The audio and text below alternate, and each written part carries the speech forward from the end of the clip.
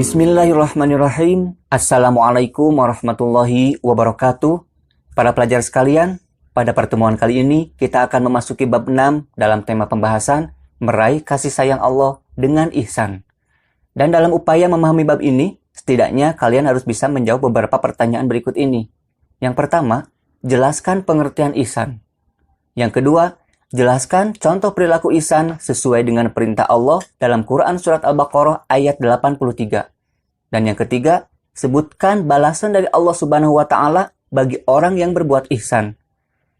Nah, untuk dapat menjawab beberapa pertanyaan ini, silahkan simak videonya sampai tuntas dan siapkan juga catatannya. Para pelajar sekalian, sebelum kita membahas lebih dalam mengenai ihsan, terlebih dahulu kita harus memahami bahwa keinginan mendasar bagi setiap manusia adalah tercapainya kebahagiaan.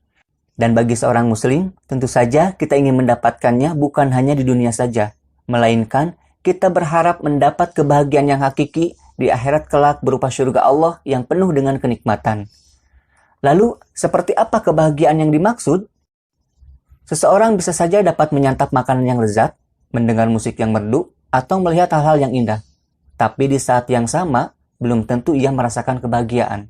Tidak sedikit orang yang hidup dalam kemewahan, tetapi hati dan pikirannya penuh dengan tekanan, dari mulai stres sampai depresi.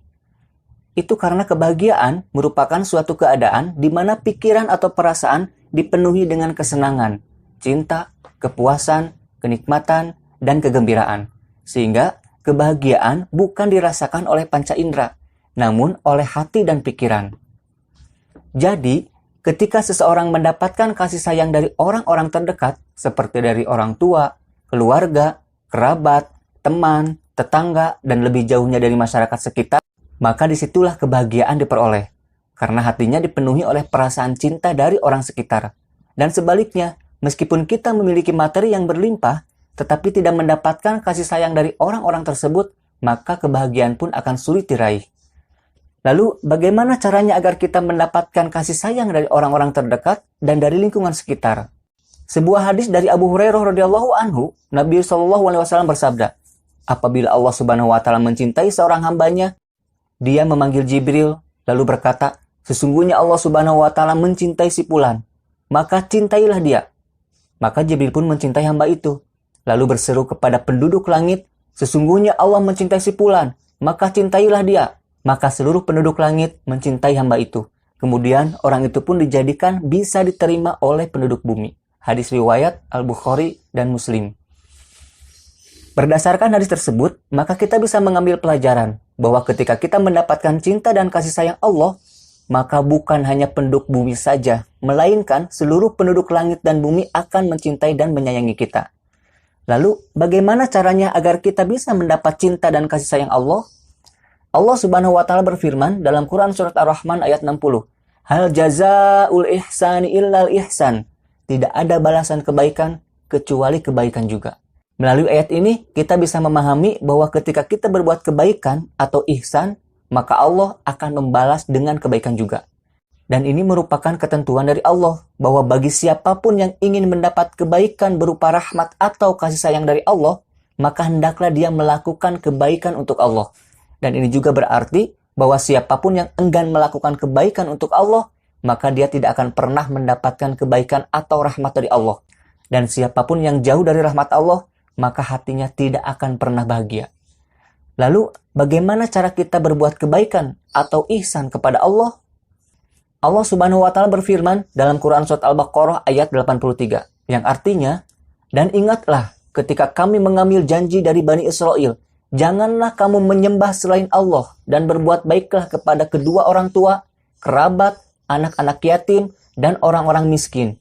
Dan bertutur katalah yang baik kepada manusia, laksanakanlah sholat dan tunaikan zakat.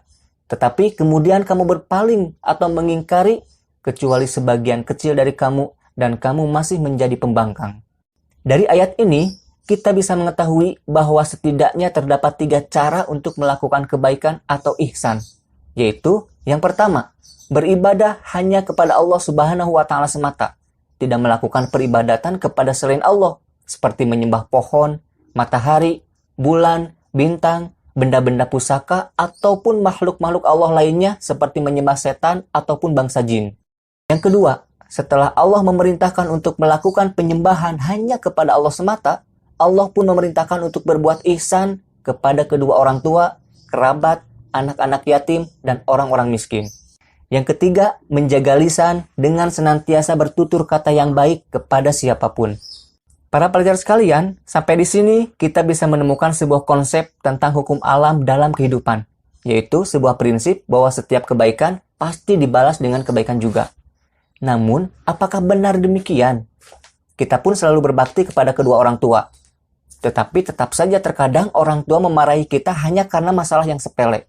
Atau kita senantiasa membantu kerabat atau bahkan teman dekat. Tapi mungkin saja mereka malah membicarakan hal yang buruk tentang kita. Begitupun ketika kita membantu anak yatim dan orang miskin, yang hanya mereka bisa lakukan untuk kita hanyalah memberikan ucapan terima kasih saja.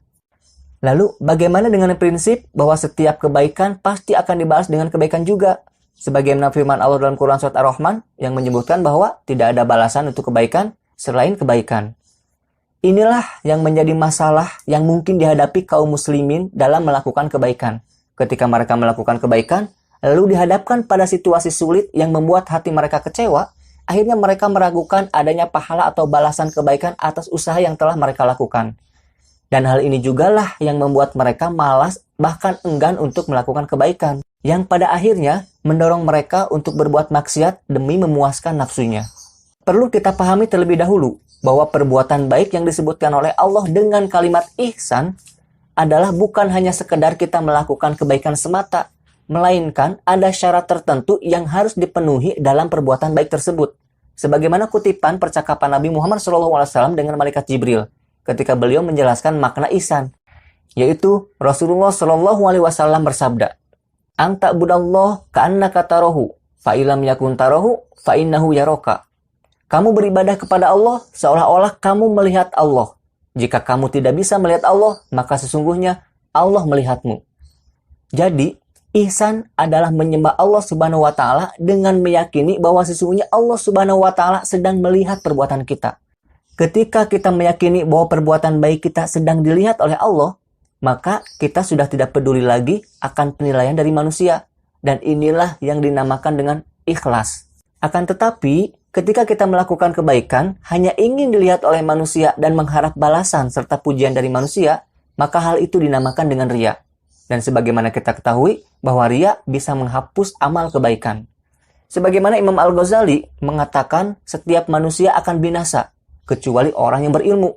Dan orang yang berilmu pun akan binasa, kecuali yang mengamalkan dengan ilmunya.